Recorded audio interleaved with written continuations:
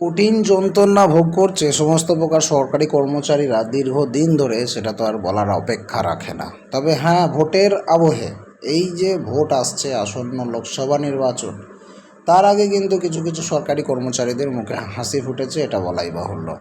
Civic volunteer থেকে শুরু করে আশাকর্মী, SSK, MSK, green police, home guard, ICDS, অঙ্গনারী, সবারই কিছু না কিছু হয়েছে। চুক্তিভিত্তিক কর্মচারীদের বেতন বেড়েছে গ্রুপ সি ডি লেভেলে। এই সমস্ত বিষয়ে আপনাদেরকে ভিডিও বানিয়ে জানিয়েছি।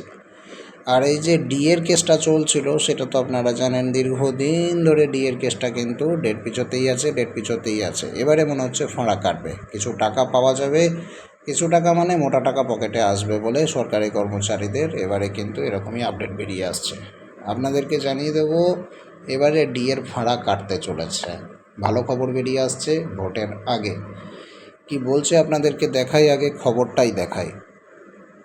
এবারে কর্মীদের মান ভাঙাতে নতুন করে ভাবনার কথা ভাবা হচ্ছে, কিন্তু ডিএর ভাবনা কীরকম আপনাদেরকে দেখাই। বলছে ভোটের আবহে সরকারি কর্মীদের পকেটে ঢুকতে চলেছে মোটা অঙ্কের টাকা।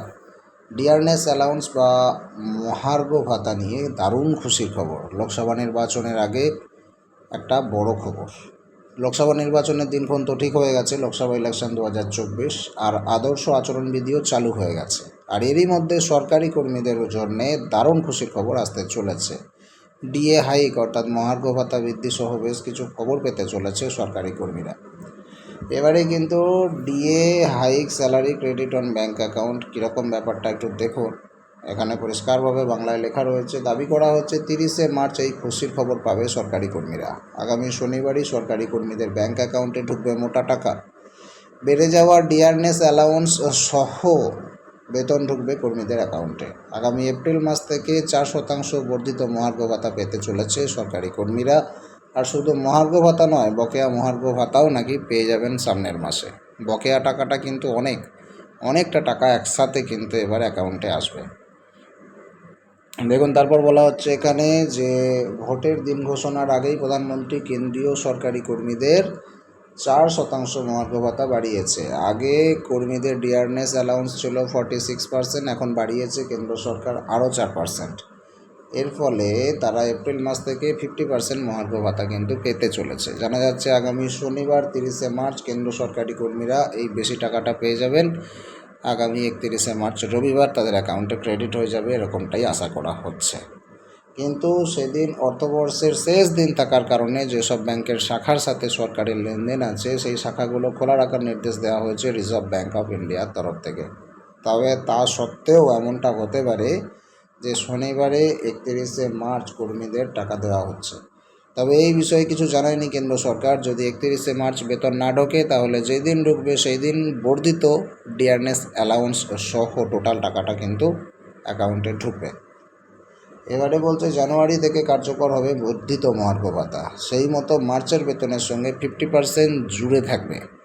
50% জুড়ে থাকলে টাকাটা বেড়ে যাবে। তাছাড়াও জানুয়ারি এবং ফেব্রুয়ারির বর্ধিত মহার্ঘ ভাতাও কিন্তু বাড়বে।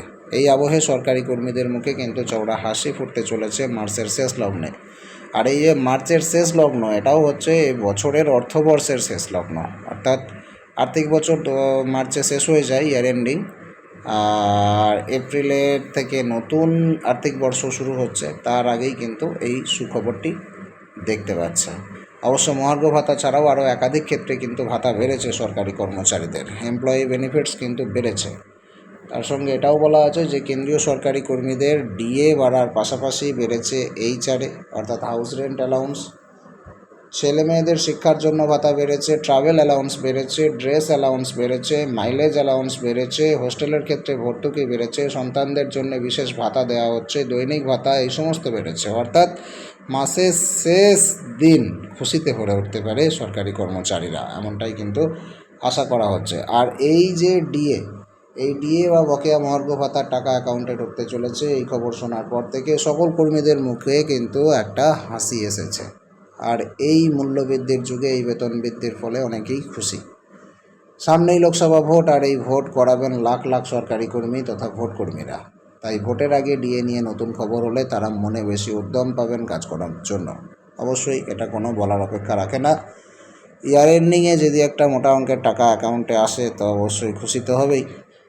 তার সঙ্গে সঙ্গে অনেক কিছুই বেড়েছে, এইচআরে বেড়েছে আপনাদের, তার সঙ্গে সঙ্গে আরও বেড়েছে, যেমন এইচআরে বাড়ার পাশাপাশি টিএ বেড়েছে, ডিএ তো বেড়েইছে। ছেলে মেয়েদের শিক্ষার জন্য ভাতা দিচ্ছে সরকার, ড্রেস অ্যালাউন্স দিচ্ছে, মাইলেজ অ্যালাউন্স দিচ্ছে, হোস্টেলের ভর্তুকি দিচ্ছে, সন্তানদের জন্য ভাতা দিচ্ছে, দৈনিক ভাতা দিচ্ছে, এগুলো সমস্তটাই কিছু কিছু করে বেড়েছে। অবশ্যই দর্শক এই সুখবরটিকে শেয়ার করে আপনাদের সকলকে জানাতে হবে।